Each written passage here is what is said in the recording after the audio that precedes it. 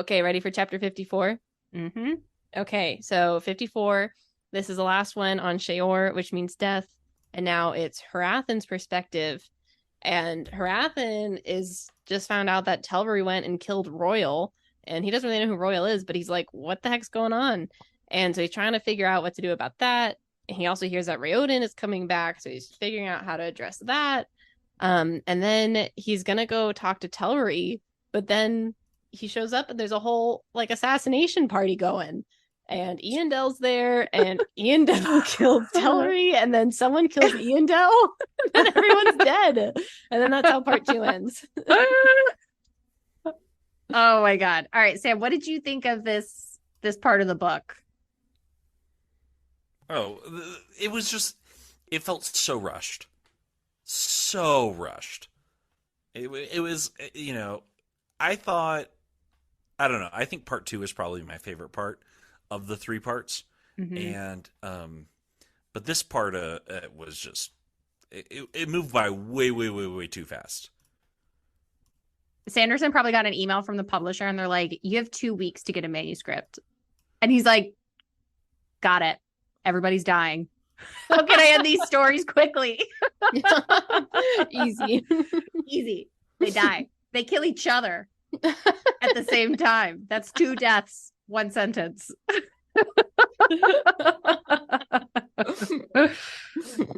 Do you think that's part of it? Is editors like, this book's too long, gotta cut some of it out? And he's like, well, I can't cut out the world building, I'll just cut out all that gray space in between all the killing. Yeah. It's certainly possible. I mean, it doesn't make any sense that, like, he spends so much time on everything else.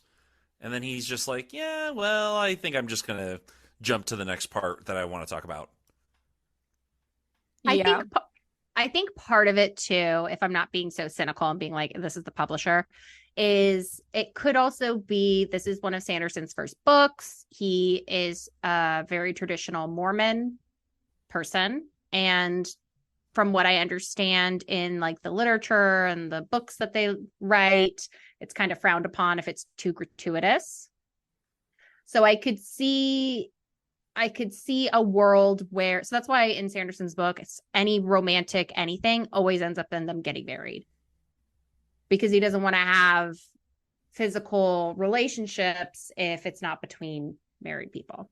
So I could see similar with like murder and stuff. He's like, we're going to just make it quick, all at once, 1 page, versus like a drawn out battle with lots of gore and like description. Yeah. I mean, that's certainly possible. I just think it's bad writing. Well, I can agree with you on that. So what did you think about Harathan? So he thinks that Sarene found, in the past few days, she found someone who looks like Raoden, and she put him in a suit and she said, you're my husband now. Now that Roial's dead, it's been 6 hours. I've been looking for a husband for everywhere, but now I found you. Mm-hmm. You're going to be my husband now, and I'm going to go make you king. And Harathan thinks to himself, she certainly works quickly, Harathan thought with a respectful smile. Sounds just like something Sarene would do. I was going to say, have you ever gotten credit for something like that where you're like, there's no way I did that?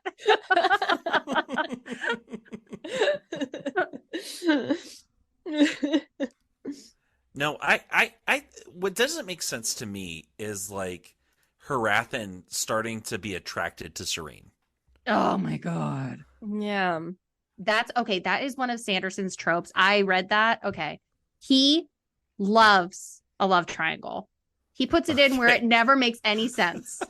Every single book. And this one, he was like, oh God. He's like, I only have 10 pages left. He's like, the love triangle. I forgot to set it up. He's like, I'll do it now.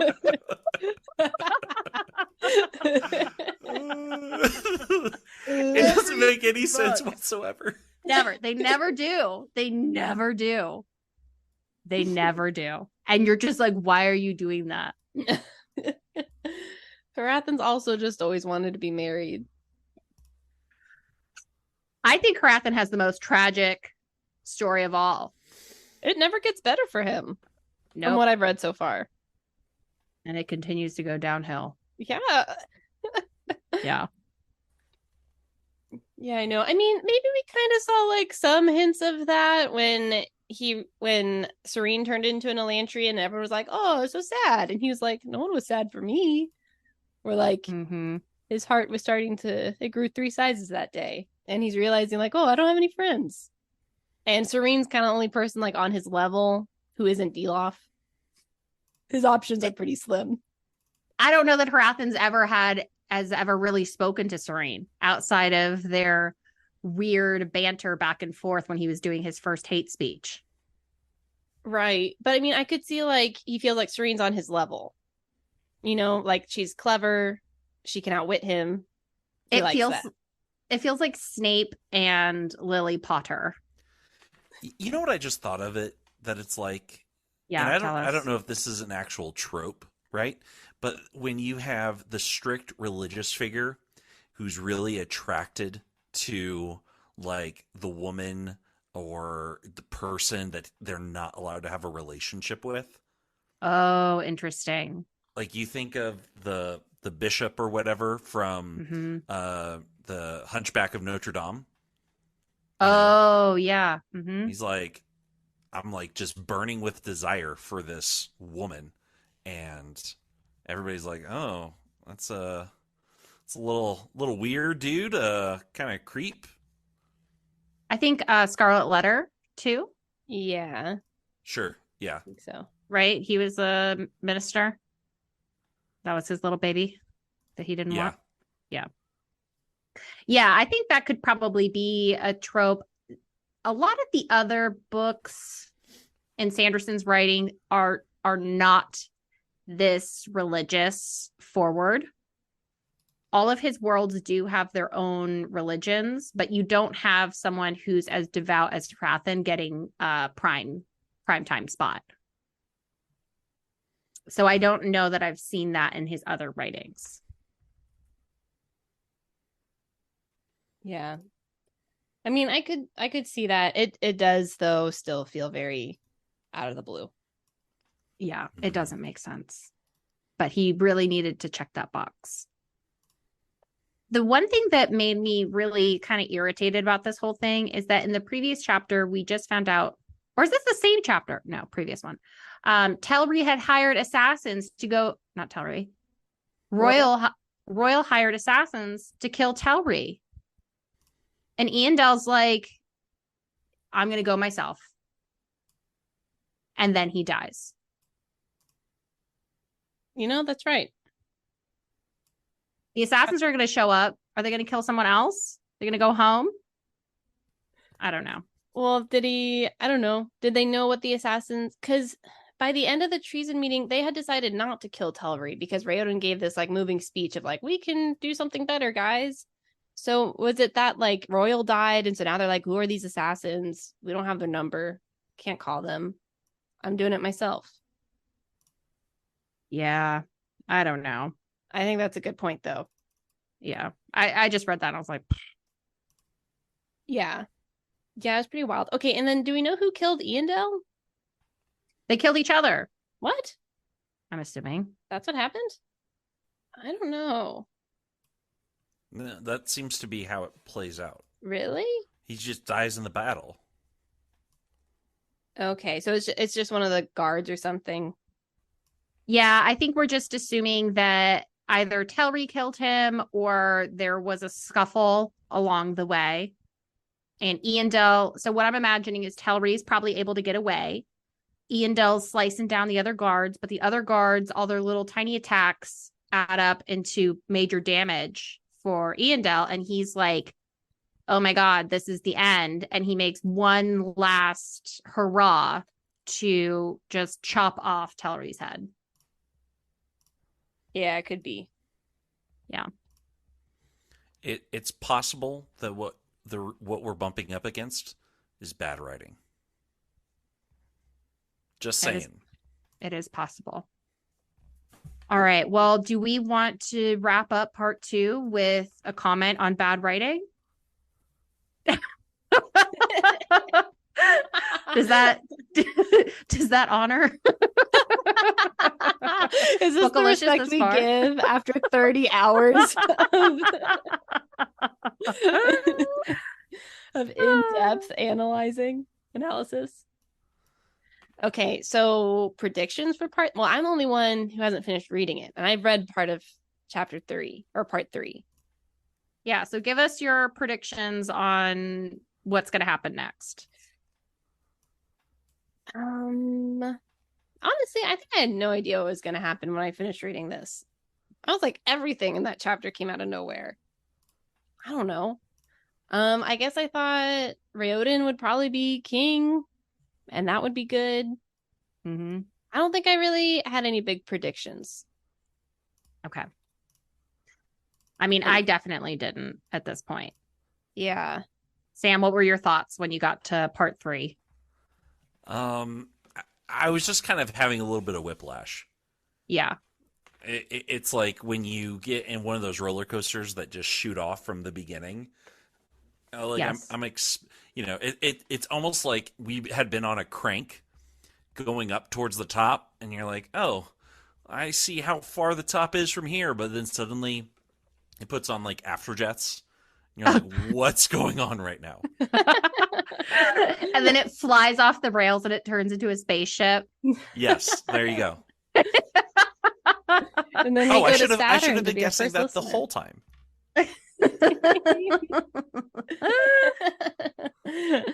Oh my gosh. Yeah, it's pretty wild. Okay, well, Sam, what were your I guess we kind of talked about your thoughts on Elantris at the beginning. Did we hear your overall thoughts? Yeah. Yeah, I guess we did. I guess we did already. All right. Well, let's we've been going a long time. Oh, we've only been going an hour. That's pretty good. Yeah. This is our shortest one yet, actually.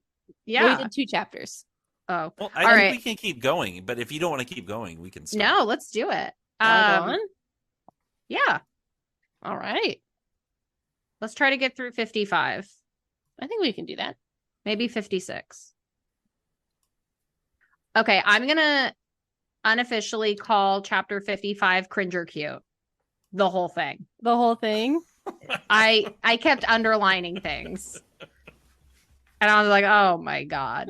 It just, to our analogy, we are hitting the turbojets. The wheels are starting to come apart from the roller coaster. We are starting to get air and we're about to take off.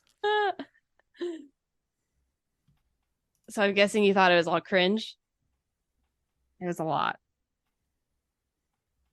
Yeah. Well, my summary was Raoden and Serene are so cute.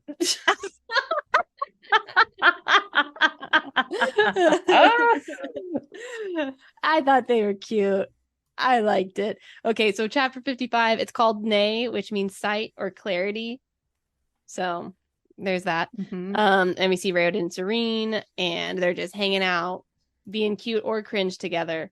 We learn a little bit more about Raoden, how he did his trickery in the treason meeting. We learn more about Elantris. And then they use this giant magnifying glass to see what's going on in the city. And they see that Telri and Eindel have both died. Yes, we find out that Raoden has magic to have a magnifying glass of the entire city. He never did use it to find out who was delivering the food in Elantris, though. He wanted to be surprised. So I do want to point out that part 3 is called The Spirit of Elantris. Oh, yeah. And I think that kind of ties into the role of Raoden for Elantris, that he is the spirit, like we had kind of thought about earlier in the book. And then there's this first line where it's Raoden and he's looking down at Elantris or outside of it. And he's like, it feels so unnatural, like to look away from the city. He's like, that's my home. And he said the line, he should no more be separated from Elantris than his spirit should be separated from his body. He is the spirit. Yeah, exactly. I think Chrissy had kind of sniffed this out early on, that his purpose is to bring life back to Elantris. Mm-hmm. I had never said it exactly like that, but that makes a lot of sense. I knew what you meant. You got me. Yeah, you got me. You gave me the eggs and the flour and the baking soda, and I turned it into a cake for you. My half-baked thoughts. Yeah. Oh, yeah. A whole cake for you. Okay, what's your first cute or cringe? Okay. This wasn't really a cute or cringe, but I did want to point out that Sarene has been operating up until this point in a little blonde wig from Carmelita Spats. I think that was Shayor's wig. You know, the little girl who was an Elantris, Sam? Yeah. She had this blonde little wig. No, And there's no way she has actually Shayor's wig. I don't think it's the same, but it's the same wig shop. Oh, okay. Yeah. So we think our hypothesis is that Tellery was supplying his daughter, who is Shayor, the wig and the dress. Yes. Making sure that she had like supplies, even though he is pretending like she wasn't an Elantrian. Okay. And so my hypothesis is that Sarene has this wig that probably looks exactly like Shayor's. And I have support for that because Raoden's looking at Sarene and she's wearing a dress for someone else, but she's 6 feet tall. So it's actually a mini dress. And he's like, ooh, I like all the leg. Mm-hmm. I'm like, okay, fine. And then he describes her hair. She wore her short blonde wig, which was cut in a style that made her look younger than she was. A schoolgirl instead of a mature woman. Oh my gosh. Well, Raoden revised a 6 foot tall schoolgirl. Raoden was an old man. Brings a I'm telling you, schoolgirl. This is where we're seeing him being raised by that dude. Roial. The Royal's coming out. Yeah. Sarene is grow up Skipper.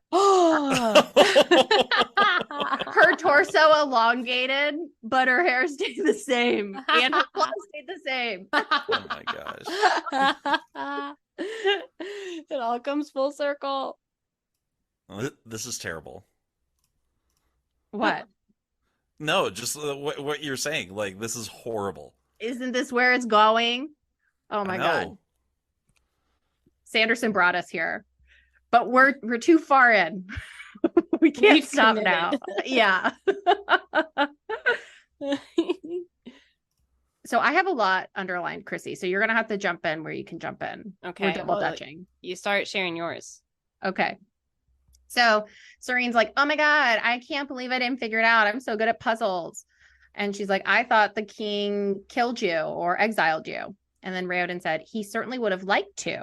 Raoden said, he tried to send me away on numerous occasions, but I usually wiggled out of it somehow. And so this I highlighted because we had postulated that perhaps the king had been doing some of his mystery cults to get rid of Raoden. Oh, yeah, that's right. And I kind of wonder if there was just a happenstance of him doing his cult stuff and Raoden went away to Elantris and then it made credibility. Yeah. So then he's like, oh, now I got to get rid of Sarene. And then he started double timing. Oh, that's a good idea. Yeah. Because I don't know if we ever, I guess Raoden really did just become an Elantrian by chance. Because I was thinking maybe somehow Aiden pulled some strings to make it happen on purpose. But yeah, I think that's a good explanation. It was by chance and it lined up with the mysteries. Mm-hmm. What do you think, Sam? Any thoughts? Yeah, the whole mysteries thing, honestly, that also feels very out of left field. Mm-hmm. But I don't know. I would be surprised if the king was actively trying to get his son dead.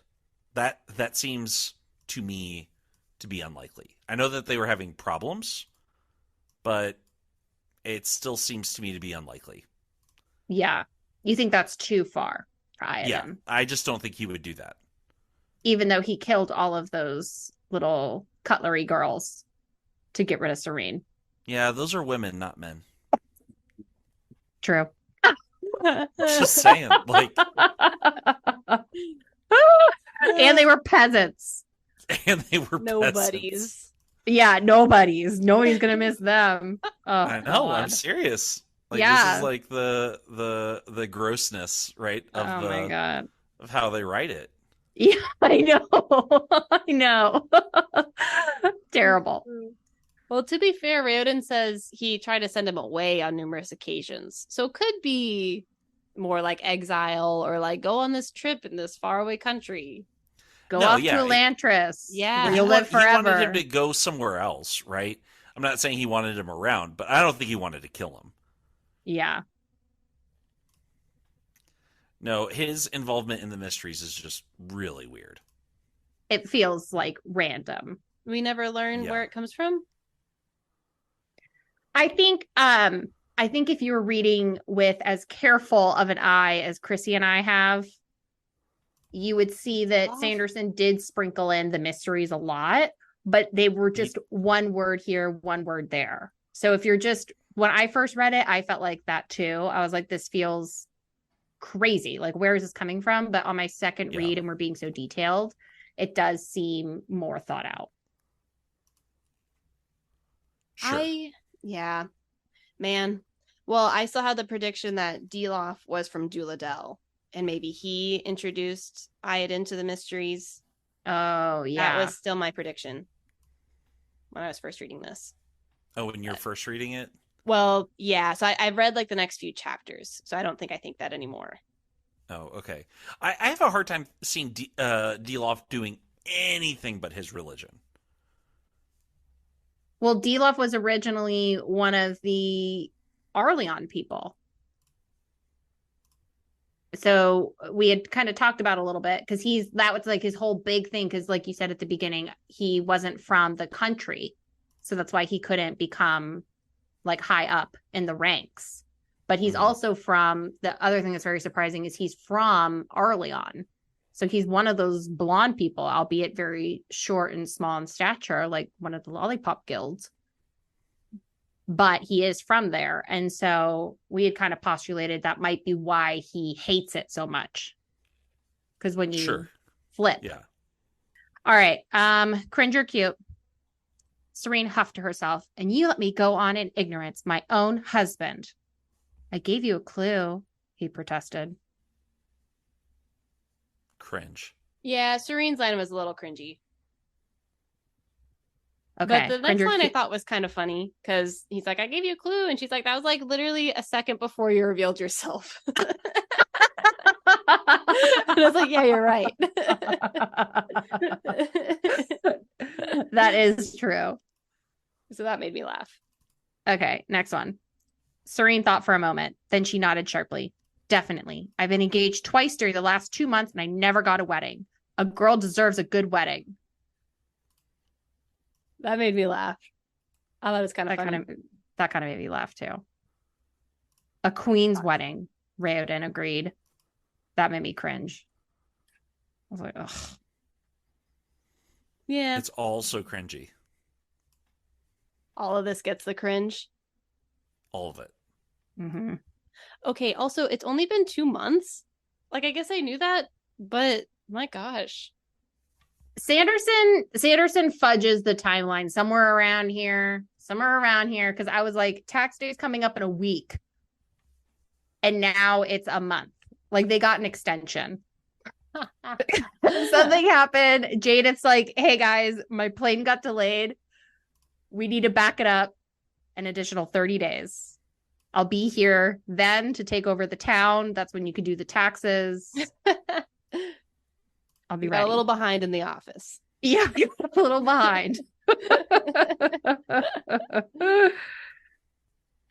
We see a little bit of foreshadowing with the market still being like very busy, even though everyone's like, why are they trying to sell anything? No one's trying to buy anything. Yeah. Did that set you off when you saw that? Were you like, Yes. Yeah, that did. And at that point I was like, oh, they're getting ready to attack here. That's what they're staying for. There's also a good line in that part where it says that the city seemed cold and lifeless. The political uncertainty was destroying the economy of Erlon as surely as Aiden's rule had destroyed its spirit, which destroyed Raoden. Well, I mean, it made him an Elantrian. Yes. I thought that was well, and maybe it also kind of dovetails into when Elantris fell, the spirit of Elantris died, but then the town of K kind of maybe got big. And like now that's like the new kingdom. And now we're going in reverse where K is dying and then Elantris is in process of revival. Oh, interesting. I don't know. I just made that up, but it seems like maybe they can't both be. They could. Mm-hmm. Maybe Sarene will run K and Raoden will run Elantris.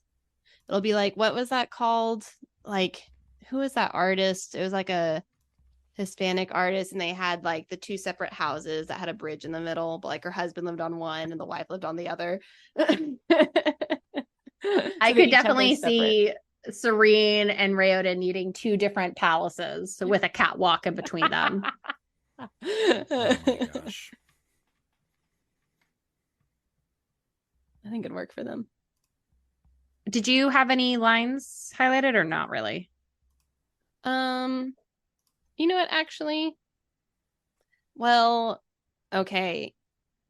Yeah, okay. So Raoden and Sarene start talking about Roial, and Raoden's like, yeah, Roial was basically my dad. Like, he raised me. And then Sarene says, he was like a wily old grandfather, and he almost became my husband. I was like, gross. And she's like, I would have married him. I know. Would you have done that if you were in her position of like, this is what needs to be done? But you also married your wily old grandfather. I mean, sure. Why not? If my option is to be a forever widow and not be able to get married to anybody, or the other option is I marry my grandpa and then I'm in the same position, but now I have lots of money. I mean, yeah, I think it would be fine. Easy choice. Easy choice. But I'm watching Real Housewives of Salt Lake City. I'm so glad you brought it up. And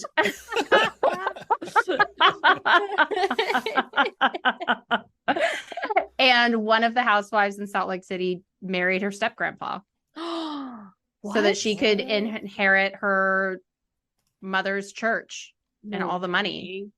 What? And now she's on a reality TV show, and whenever she's on the screen, she's just walking around her big house with all of her stuff, usually by herself. Oh my gosh. Yeah. All right. Wild. We find out, I think, what is Raoden's true purpose, in my opinion. Mm-hmm. So when Roial died, that was like his dad. He was really upset about it. And so the lines that I have, Raoden had stayed up late memorizing modifiers. Aendor healing was a complex, difficult art. This is the important part. But he was determined to make certain no one else died because of his inability. So I think Raoden's purpose is to be like a healer, a like person that saves and helps people. Mm-hmm. But not necessarily being a leader or a king. Yeah, I could see that. Roial means helper. He raised Raoden to be a helper. Oh, and a perv. You get the good with the bad. Can't choose what you pass on. Yeah, exactly. Everyone tries to be their best as a parent. Sometimes you pass on some things that you don't like. Okay, my prediction when I read that he was doing all the modifiers is that they're going to go into this big battle and Sarene's going to be on death's door and Raoden's going to work some magic and he's going to heal her. And so all this is going to come back to save Sarene. Okay. Were you expecting him to grow her hair back? No, that was a new trick that he learned. Yeah, Raoden leveled up in the 10 minutes that we didn't see him. We went back in time a month and he got more skilled. So The level up that happens of Raoden happens way too fast. This is another of my With his magic. yeah. yeah, the only thing that I could think of is he was practicing so hard and he was doing it all 100% correctly. And he was trying to be as perfect as he could because he thought that's why like the magic wasn't working. So then once he figured out how to, he's like, all I have to do is draw this little chasm line. Then all of those previous experiences just like click together all at once. And now he's unstoppable. Yeah. Because he's just been studying this stuff, I guess, for the past, I would have said 3 months, but now 2 months. Yeah, it's just I just think it's too much too fast. Yeah. It would have been nice to have a little 80s montage there of Raoden practicing and doing stuff and us like seeing some of his abilities. Yeah. Because it really just seems like he could do whatever he wants, actually.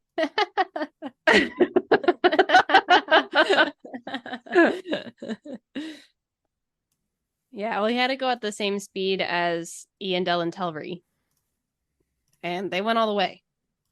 All the way. So Raoden had to had to level up. Yeah. Okay, I had another prediction here. And Okay. also a note. Is that Raoden sent Galadin back to teach the Elantrians the Aendor because he doesn't want the secret to die with him, which is nice because it seems like the original Elantrians, the secret did die with them. And so he's like, I'm not going to make that happen again. And my prediction is that someone else is going to figure out how to fully unleash the Aendor. Ooh. And I thought maybe Karada, but then I thought Aiden.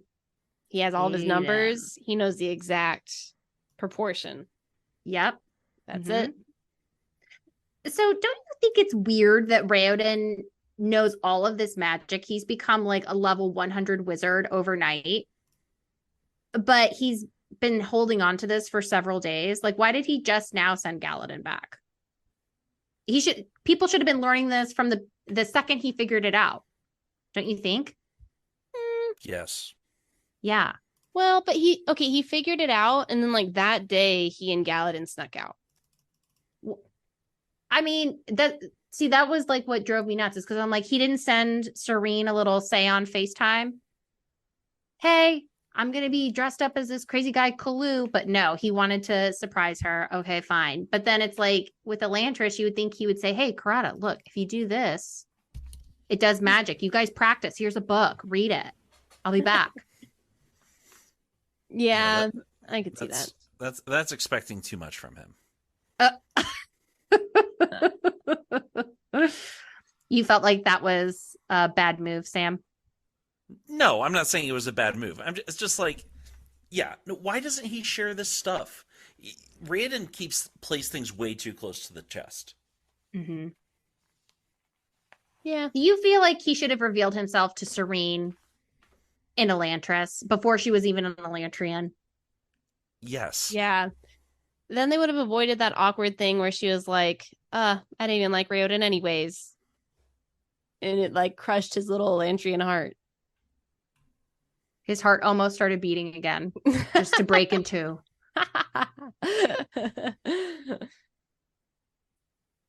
Yeah, it was definitely kind of frustrating where you're like, just talk to each other. Like, why are you guys not talking to each other? Yeah. Yeah, this is all a book about communication, actually. Okay. Cringe or cute. Sarene ran disbelieving fingers through the hair. Then she looked up at Raoden with teary eyes. Thank you, she whispered, pulling him close. You have no idea what it means. That was cute. I thought that was cute. Cringe or cute, Sam? I don't know. It was fine. I don't find anything that they do in this book cute. Is there a book where you found it cute?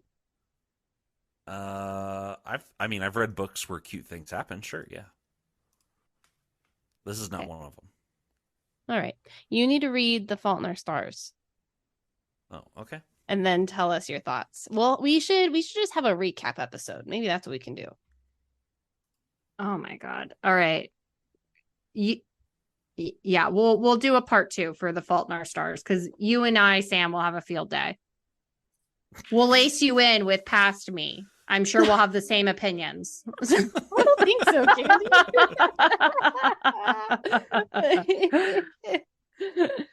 All right, so Serene's really been growing on us, but old Serene comes back when she asks Raoden to drop his illusion and show his Elantrian face. And she says, "It isn't as horrid as you think, Raoden."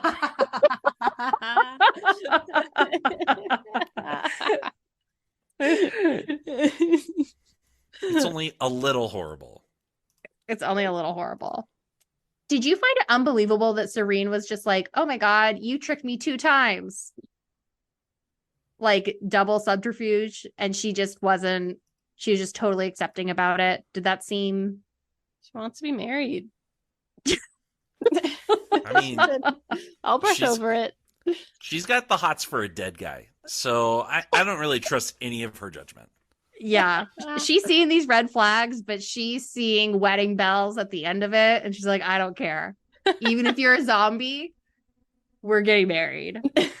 We're doing this. We're doing it. Okay. So what did you think when you found out that Raoden had 2 illusions on? One with his jacket, which was Kalu, and then one with his undershirt, which was Raoden. And he layered them. I thought it was great. Yeah, I thought that was clever. I didn't see that one coming. Yeah. I liked it. I think that's where Sanderson is his best. He's very like logical when it comes to like physical things or like science. And he's just very clever about those types of stuff.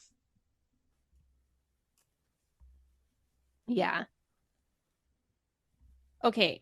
Going off the line where she just said, "You're not that horrid." Raoden goes, "You think you can get used to this?" And then Serene says, "Raoden, I was going to marry Roial last week. He was a dear old man, but he was so incredibly homely that rocks looked handsome when he stood next to them."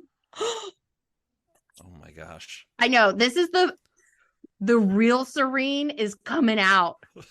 She's like, she was trying to be nice when she wasn't married, but now she's like, I'm married. This is who I am. I am vicious. Saying it how it is. Okay, but are we more surprised at that, or that Raoden's response was to laugh and his heart was jubilant? You know why his heart's jubilant is because he's like, who is this woman that she was willing to marry Roial? Right? Like, yeah. It makes him feel better about like all of it. Yeah. He's like, if she's okay with this old man, she'll be okay with my dead body. It probably made him feel better. I guess so. But it doesn't seem like they're really honoring Roial's dead body. Who just died yesterday. His blood stains probably still on the carpet that they're like laughing, having this conversation about. How ugly he was. We find out suddenly that Serene is afraid of heights. It hasn't come up before. She was on the wall of Elantris, wasn't she? She's never been afraid. I think she has been, because she looked down and she saw Raoden. Yeah. Didn't come up then? No. She was on a skyscraper? So either she's like, I'm being my cutesy girl self and I'm married now, so now I'm afraid of heights and I like to cook and paint. Either that's happening. My other thought is maybe she had a big front on before and Raoden's able to kind of get the real Serene. That could make sense. Although I don't know. I mean, this is a really minor point. So, right.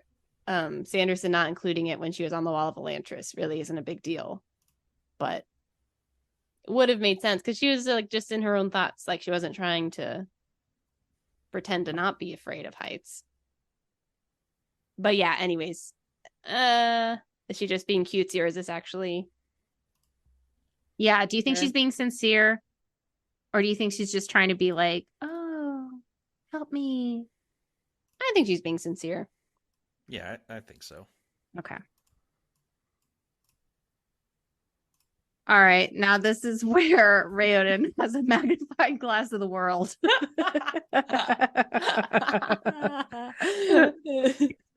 And he deploys it just without telling Serene anything that's happening. And he's zooming in. He's like map guy on election day, zooming in where he needs to go, finding the votes. And then Serene says, that's useful.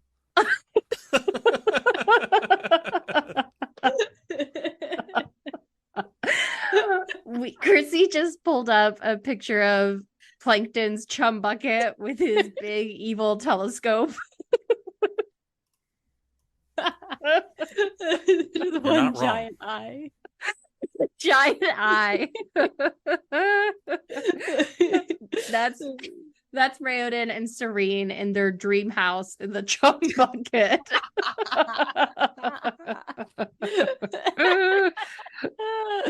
Looking at the rest of the city. Oh my god. All right. Well, now they know that Eondel and Telry are dead. That concludes chapter 55. Yep. All right. Do we have it in us for chapter 56? How long is I this can one? keep rolling. All right. I think we could do it. Yeah. This is where the roller coaster, we are totally off the tracks. Anything go. What a finger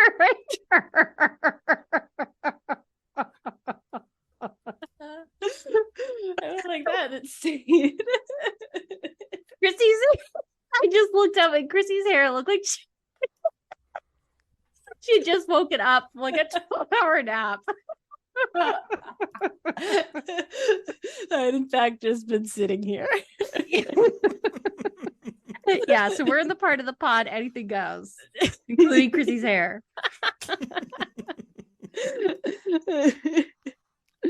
All right. Give us a summary. Okay. Let's see. Oh, okay. So this is Raoden's perspective. No, this is Serene's perspective now. Still on the nigh chapter, which means insight. And they just saw that everyone is dead over at the palace. And then they look up and they see Elantrian guards are marching over to Keen's house. And Keen's like, whoa, little do they know I have enough supply to last me a year here. So we can just block them out. I'll be fine. But Raoden's like, no, I want to talk with them. And then it turns out that they come and they're like, hey, we want you to be king. And he was like, okay, perfect. Just what I wanted. And so then he's like, I'll be coronated in an hour. And everyone's like, this is a good plan. But anyways, at his coronation, Dilof makes some magic happen and he makes Raoden's illusion fall off. And so now everyone knows that he's an Elantrian because, like we were saying earlier, none of the boys club asked what had happened to him in the past 2 months. But now they all know he was an Elantrian. But then Serene makes a very moving speech and kneels before him and says, he is still my king. And then everyone follows. And then some people are even kind of happy, but most people are like, I'm done with all of this. This country's falling apart. And I think that's all that happens here. Mm-hmm. That's it. That's all that happens. That is only in 2.5 pages, people. That's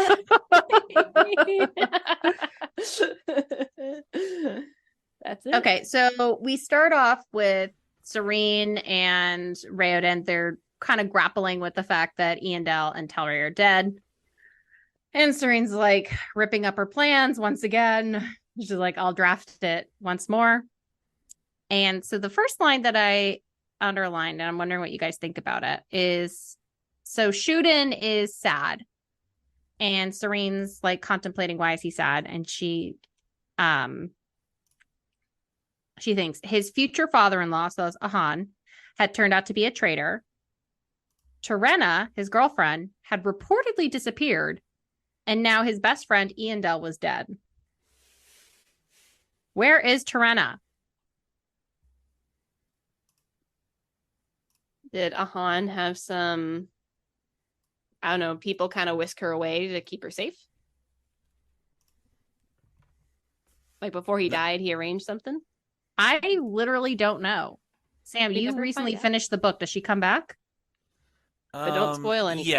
Yeah, like at the end. Okay. I just think it's poor writing by Sanderson. Oh. So we're chalking everything up to. We're like, we don't know what happened here. Poor writing. Chrissy and I will sit there and hypothesize for 25 minutes, being like, oh, this must be what he meant. Sam looks at it for 2 seconds. He's like, bad writing. That's what it is. When you subscribe to nihilism, you realize, oh no, this guy's just an idiot. Yep. He's not an idiot. Sanderson's not an idiot, but No, not the tail end of the horse. He really dropped the ball there.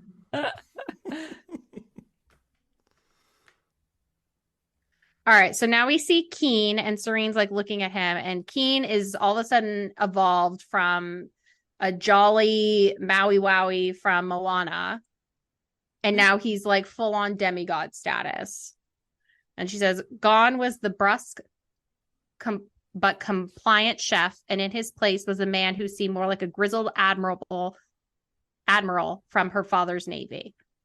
And Kin's just like kind of walking in and taking this leadership role. So what do you think about Kin stepping up to the plate like this, Chrissy? It's definitely a change. Kind of makes sense because circumstances have changed a lot. Let's think. And like he does seem to have something else to his past that we don't know about with all of his travels and stuff. Mm-hmm. So could make sense that there's another side of Keen that we haven't seen before. What do you have any thoughts on what that might be? Or well, I did read the next chapter, so now I can't unthink what I learned. I was shocked though when I found I was floored. All right, well, we'll leave that as a teaser. Let's do the next chapter. Well, I don't know if it is in that chapter or if it's like the next 2 chapters. 2 chapters. Let's do the next 2 chapters. Oh my God. Sam's like, I'm going to make sure you guys finish the book. That's why I agreed to come on the pod. So I need to put this out of its misery. Yeah. Tonight. We can do it. I'm going to do a live reading of the remaining chapters. That would be faster than the pace we are going. Oh my God. It's true. Okay, I'll be honest, I didn't really underline a lot of lines here because I was just so into all the things going on. Yeah. But yeah, well, mm-hmm. Oh, go for it. Oh, I was going to say, what did you guys think of Keen? Like I said, when I was reading this book, I was like, who's that? Don't know him. I was not keeping track of the names. What about you, Sam? I think I was thinking like, okay, so what is this guy's story kind of deal? Mm-hmm. But now that I've finished the book, I cannot unsee what I have read, if that makes sense. It's hard to go backwards. Yeah. The Emperor has no clothes. And Chrissy is now seeing that the Emperor has no clothes. I underlined that Raoden planned to hold his coronation within the hour. What? He literally makes himself a leaf crown and he puts it on his head. I'm Peter now. He's like, I'm king now. That's what Serene did. Okay, so this was the line that I talked about earlier. So this is from Raoden's perspective. Serene smiled encouragingly as Raoden approached. It amazed him how much she had to give, considering what she had been through recently. I thought that was sweet. Yeah, I like that. Yeah. No cringe there. All right, so now Raoden's getting ready to make his speech, and he's like, I'm going to be the king now. I'm imagining him. He has like a little leaf crown. He has like a little tablecloth he's tied around himself, his little makeshift robe. And he's talking to everyone, and then he froze. He felt a power. And then he realizes that his eyes fell on a small, red-robed form, almost invisible among the noblemen. The power was coming from him. And it's a Derethi priest who we realize is Delof. What do you think about that? Okay, this confirmed to me that Delof was what did I think? Eduladen, and he was actually an Elantrian or something. And I thought Delof's whole purpose was he was from the land that Hrathen tried to destroy, and Hrathen did such a terrible job and was so like horrendous to everything and to everybody that he was going to come back and show Hrathen like what's the word? What's what? Yeah, or like just to show him like that's not how you do things. Like that's bad. Don't do that. Yeah. And so this just confirmed that he was actually an Elantrian when I read this. Yeah. What did you think, Sam? This is the part of the book where I really started to dislike it. And you ever watch Dragon Ball Z? Yes. So it's like you power up the hero only so that you can power up the villain. Yeah. And then there's all these power-ups and you're like, why is all of this going on? And my whole kind of attitude to the whole thing was, what's the deal here that we've got all this powering up of the villains happening? Yeah.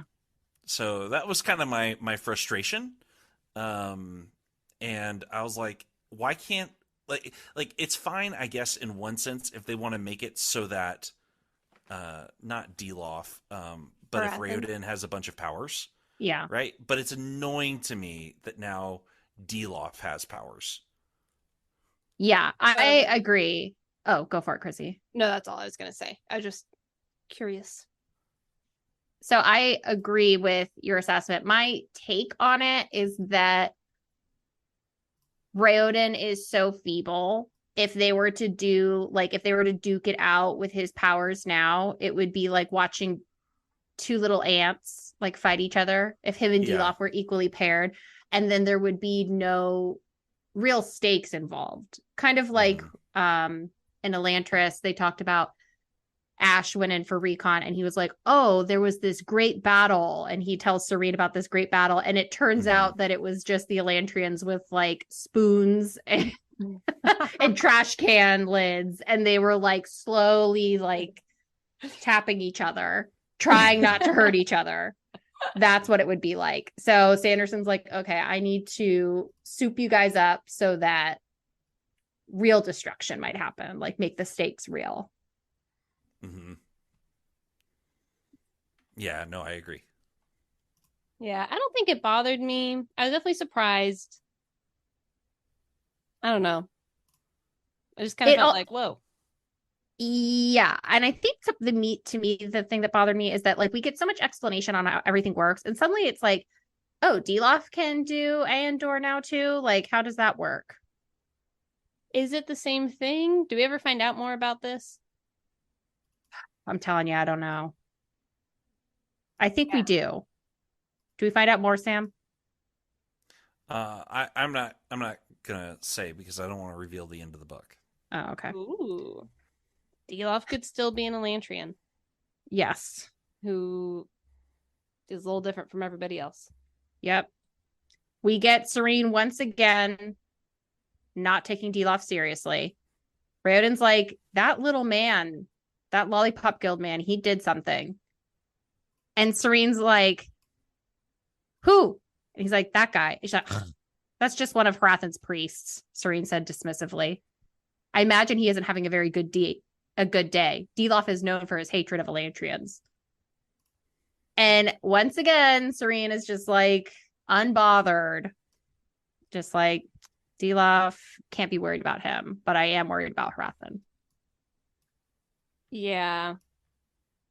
Yeah, I'm kind of surprised at that big misstep from Sarene. She keeps making it. I guess that's true. These are her blind spots. People without literal authority and fat people. And where else? Getting married. Women in general. Women. Oh my God. How did I miss that one?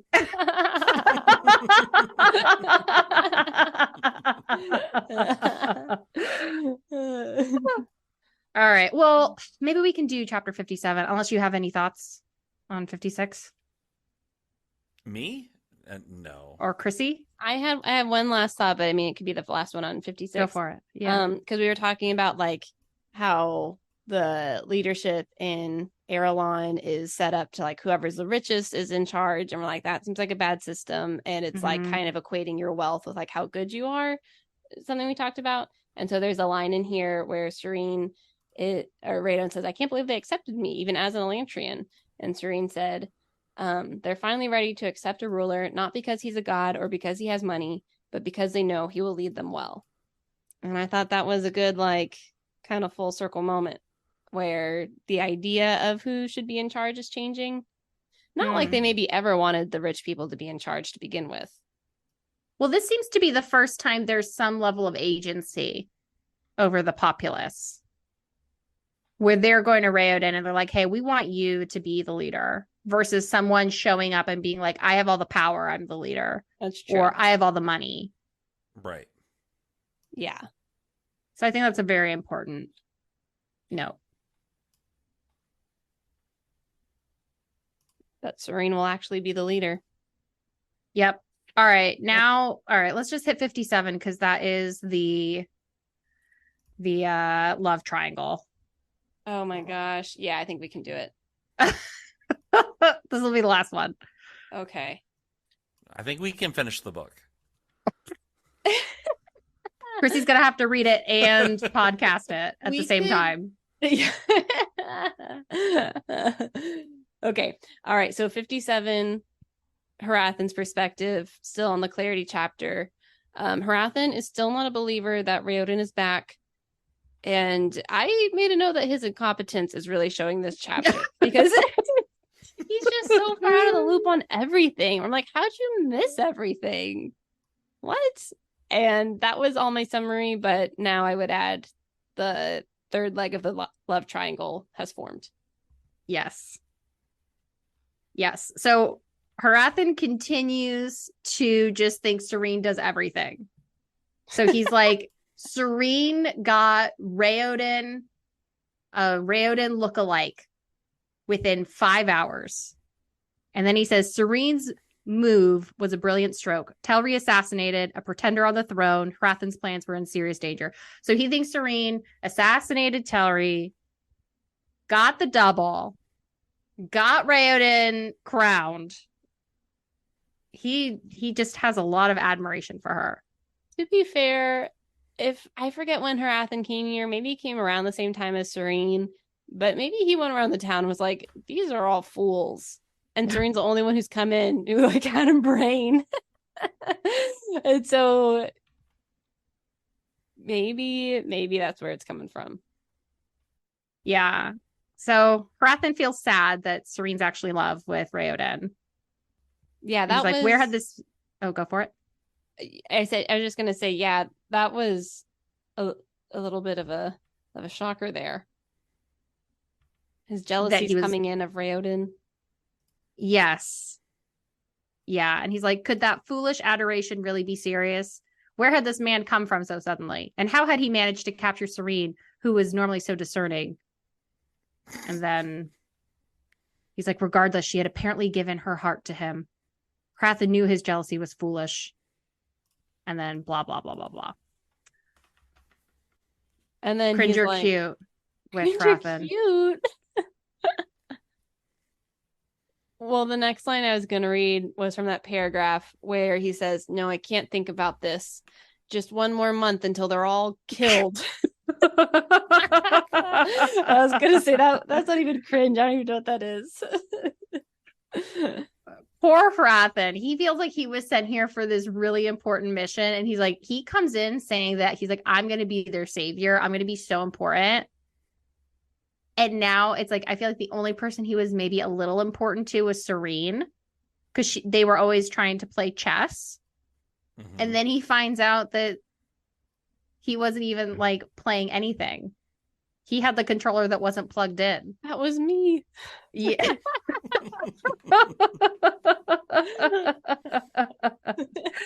Yes. Are you gonna say something, Sam?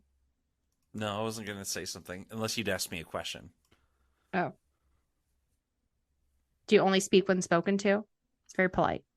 No, I mean, I'm with you on this stuff, right? Like, Harathan's a dummy. I kind of shared what I thought earlier of his love of Sarene being, I don't know. I took it as kind of gross, right? Like, Yeah. this dude, why are you getting all these feelings for this princess?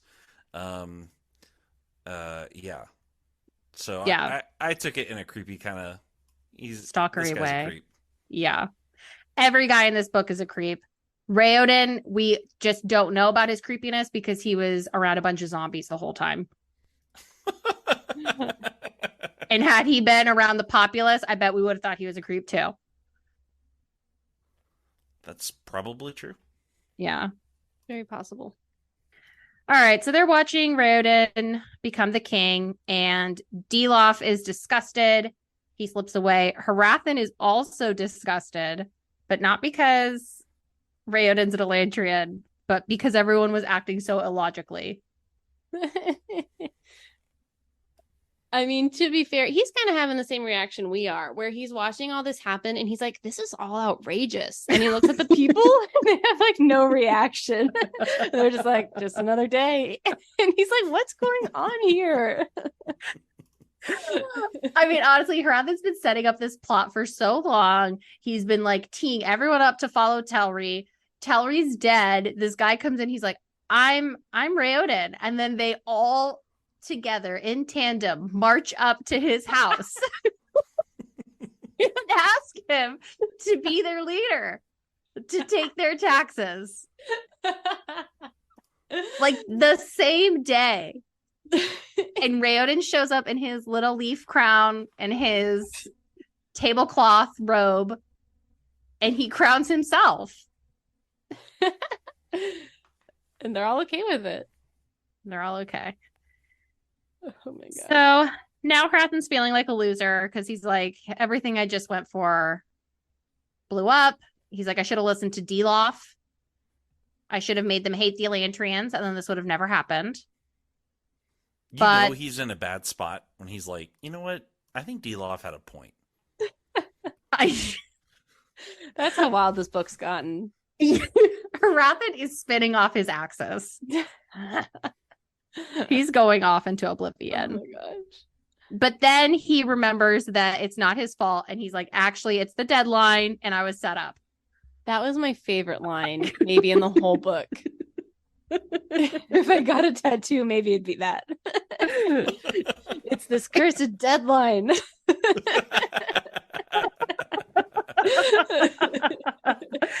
That's actually Sanderson writing to us because his publisher just said, we need this book tomorrow. Said, it's this cursed deadline. I can't finish my masterpiece.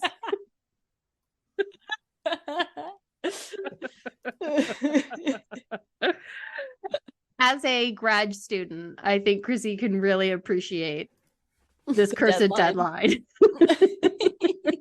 Feels very relevant.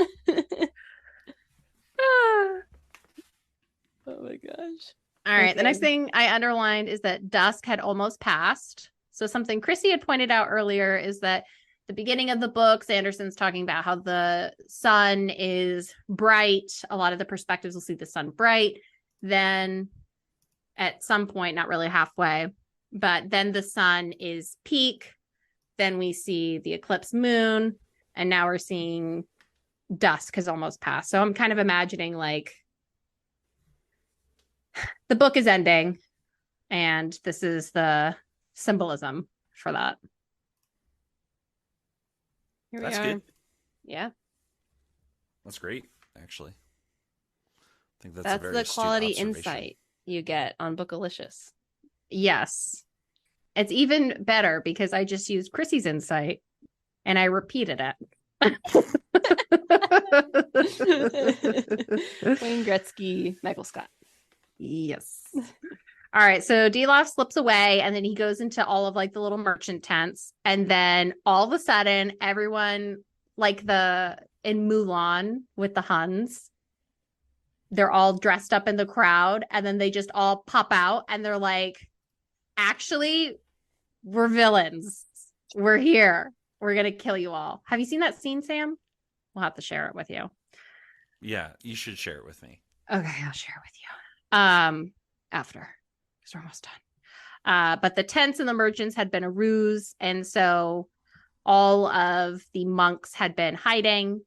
And then one thing I wanted to get your opinion on was, so when all of the monks come out of hiding, Hrathen stumbled back in horror. He knew those twisted figures, arms like knotted tree branches, skin pulled tight over strange ridges and unspoken symbols. What do you think about that, Chrissy? Well, okay, so we learn at the end of this chapter that these are they're from Dakor, and so those are the demons that have been training there. I didn't realize there was like actually a physical transformation I thought demon was kind of like a figure of speech.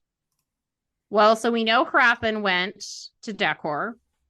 We know when he was in Elantris, if so much as a fly got into his orbit, he used super speed ninja skills and decapitated them on the spot. We know that they said that they trained demons. And now this is the first time we're seeing the people from Dakor in like a tank top. This is, again, the part I really disliked, and this theme continues till the climax of the book, and it's the leveling up of the enemy. Yeah. Like, what's the point of, like, Raoden finally getting some powers if you suddenly have demon, opponents? Gotta make another challenge. It's too easy. You gotta get angel opponents. I know. I understand, right? Like, but come on. Feels unnatural. I think the come on is, why didn't this happen from the beginning? Why were they even trying all this stuff? Why did they have to sneak in? It seems like they could have just marched their behinds. It's like Hrathen even said, he's like, you guys don't even have a wall. Their wall was like a little white picket fence that you like step over. Mm-hmm. Yeah, do we ever learn? Because we learn more about Hrathen's role or non-role in the next chapters. Why didn't they just go from the beginning? I don't want to do the cop out and say bad writing. But it seems like the only option. Maybe. It is perplexing why they didn't just start on page 560 of this book. The book would have been shorter. Yeah, it would have been a novella. All right. Well, I think that's all I got in for me. But we're on chapter 58 now. Can we finish the book next episode? Guys, we might. How many chapters is it? Can I read the end of the book is the question. It's 40 pages. I think so. Yeah, because we've been going a lot faster. Finally. Well, it's been 2.5. We told you. We told you. I want to thank all the listeners who have stuck it out this long. I hear you. I see you. I'm trying to help you. Trying to help them. Together we will do this. Together we will do this. We're gonna cut that out.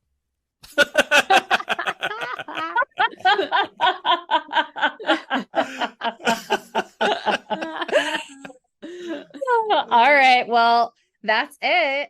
Love you guys. Love you too. Thanks for joining, Bye. Sam. Thanks. Bye. Bye. Thanks for listening to this episode of Bookalicious. If you like this discussion, please rate or subscribe to our channel to help other book lovers find this content as well. If you have any questions or suggestions for future books, we'd love to hear from you at bookalicious.pod@gmail.com. As always, thanks for joining our club.